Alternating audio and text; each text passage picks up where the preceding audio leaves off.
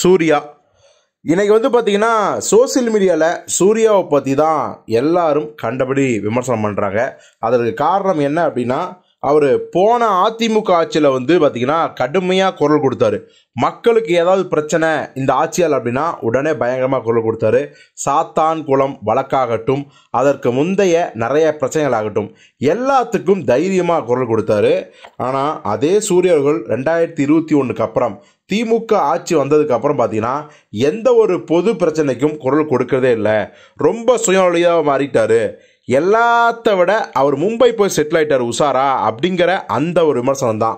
அது மட்டும் கிடையாது, அவருடைய ஜெய்பீம் படத்தாலையும் பார்த்தீங்கன்னா அவருக்கு நடந்த நல்லதை விட கெட்டது தான் அதிகமாகிடுச்சு. ஏன்னா ஜெய்பீமில் பாமக இளைஞர்களை, குறிப்பாக வன்னிய இளைஞர்களை கடுமையாக சித்தரிச்சிருந்தார், பொய்யா சித்தரிச்சிருந்தாரு அப்படிங்கிற அந்த ஒரு பக்கம். இதனாலேயே ஒவ்வொரு சூர்யா படம் ரிலீஸ் ஆகும்போது பார்த்தீங்கன்னா ஹேட்டர்ஸ் பயங்கரமாக நெகட்டிவ் பரப்புகிறாங்க. எல்லாத்தையும் விட அவர் ஏன் குரல் கொடுக்கறது இல்லை அப்படிங்கிறத பிரச்சனையாகுது.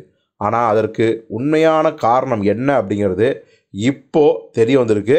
ஏன்னா சூர்யா அவர்கள் பார்த்தீங்கன்னா தன்னுடைய நண்பர்கள்ட்ட ரொம்பவே மனம் விட்டு பேசி நிறையா விஷயங்களை கொட்டி தீர்த்துக்கிறான். அது அவர் என்ன சொல்லியிருக்காரு அப்படின்னா, சந்தோஷ் நாராயணன் அவர் மிகச்சிறந்த நண்பர், மியூசிக் டைரக்டர் சந்தோஷ் நாராயணன். அவர்கிட்ட சூர்யா சொன்னது என்ன அப்படின்னா, அதாவது நான் நீட் தேர்வு பற்றி நான் பேசுனது என்னுடைய அகரம் அறக்கட்டளை மாணவரோட நிலைமையை மாற்றுறதுக்கு தான்.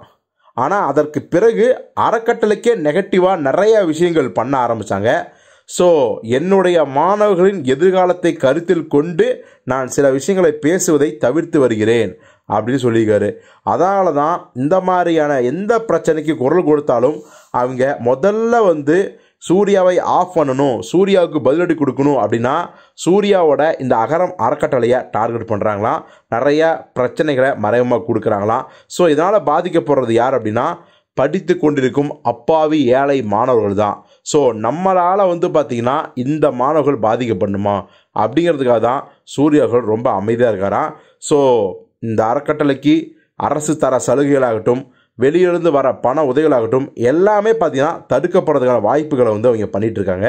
ஸோ இதனால தான் சூர்யா அவர்கள் பார்த்தீங்கன்னா தேவையில்லாமல் அரசியல் பேசக்கூடாது அப்படின்னு ரொம்ப தெளிவாக இருக்காராம்.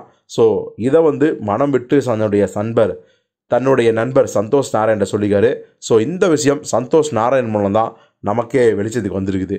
ஸோ சூர்யாவோட இந்த மனது குறித்து நீங்கள் என்ன நினைக்கிறீங்க அப்படிங்கிறத கமெண்ட்டில் சொல்லுங்கள்.